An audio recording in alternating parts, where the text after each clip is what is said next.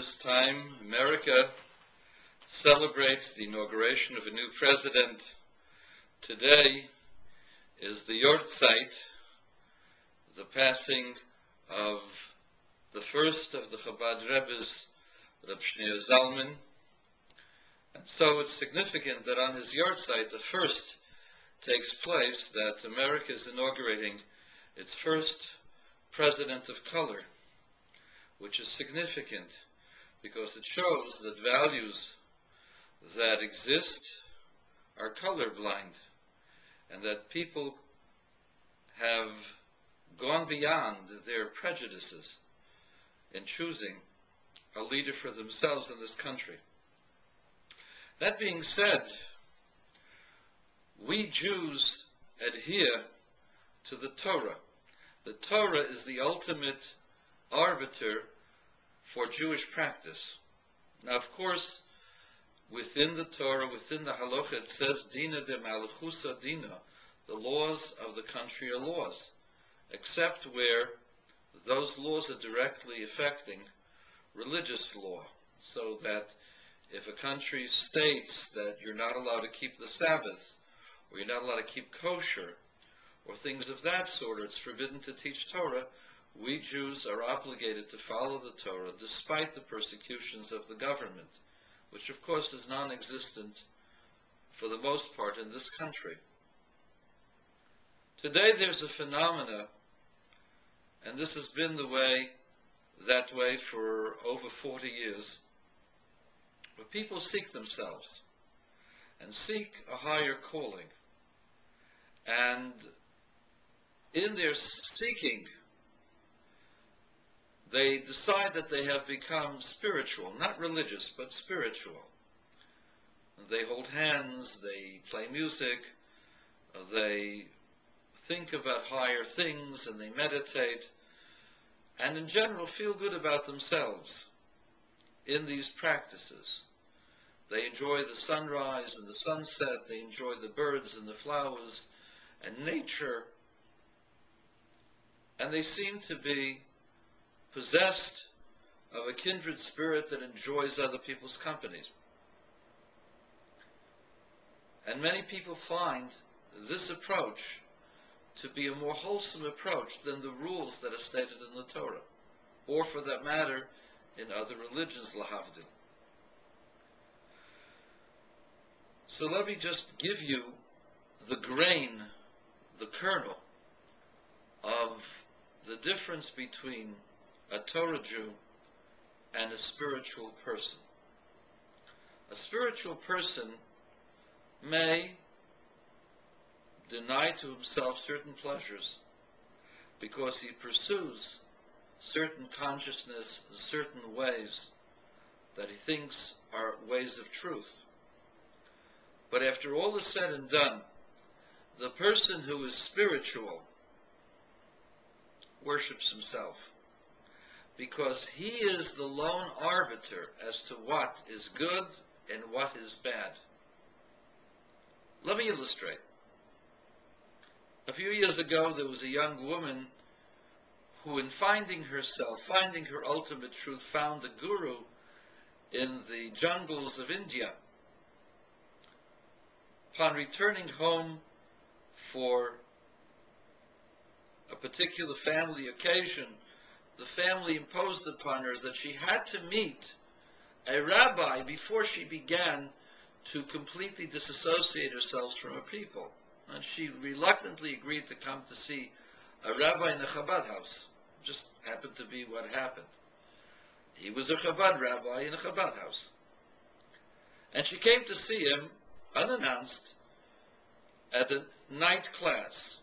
She sat down and listened to the class, and the class was a class based on Jewish law in the Talmud Bava Metzia, dealing with lost objects. And the rabbi explained in detail the responsibilities of a person who finds something that belongs to someone else.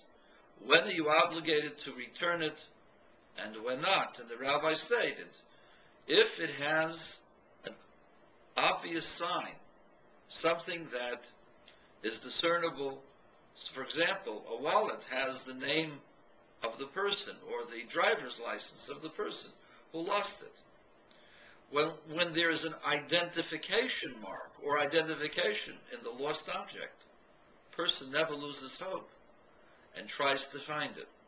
And in those circumstances, the object is not yours. However, if it has no identification marks, you assume the person gave up hope unless you saw him drop it and walk away. And you went to pick it up and you couldn't find him, but he did not know that he had lost it at that moment. Then you'd be obligated to try to find the owner. You could not have benefit because you became a bailee for this person. You became his guardsman to protect his property. That was the law, basically, what the man was talking about. And she said, how silly. We all know that something that is lost should be returned to the owner. We don't need a specific set of rules. This is just makes absolute simple sense. We don't need to have any books about this. This is not a matter of religion. This is not a matter of spirituality. I'm going back to India. And the next morning she took a plane back to India to accept the ways of her guru. When she came, her guru was happy, says, I'm here with several other adherents. We're ready to have the initiating process in the holy mountain. Will you come with us? Of course, that's why I came here. So they get ready and they go to the mountain, and overseeing the valley, they will be exalted in the greatness and the grandeur of whatever forces they believe in. And there she will make the commitment to adhere to the ways of this particular cult. Funny thing happened on the way up the mountain. The guru found a wallet. Seeing the wallet, she says, oh, nice. Puts it into his pocket. And the girl said, well, wait, aren't you going to look inside to see who might own it? No, of course not. The ways of God are mysterious, but everything is good. This is also good. Oh, she reminded herself about the laws of lost objects. The Guru said, are you all ready to accept the laws of adherence? They all yelled out, yes, except for her. He turns to her and he says, are you ready? And she says, I'm not sure. Well, if you're not sure, you cannot be part of this initiating ceremony. Go back to the village, and when you're ready, you'll come up with us. She left, never to return. Today, she's in Israel, worshiping the God of her fathers, following the Torah. For you see, spirituality, even on the highest level, is selfish. For you decide what belongs to you and what doesn't. What you want,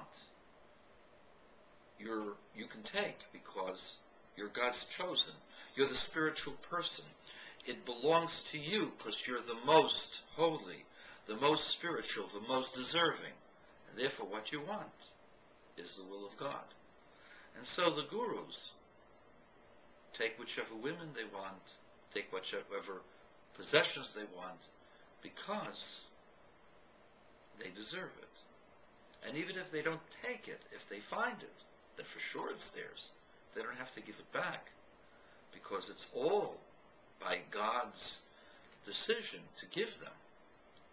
They don't recognize that they may have an obligation to their fellow man. Rather, they believe everything is for them, because spirituality without Torah is selfish.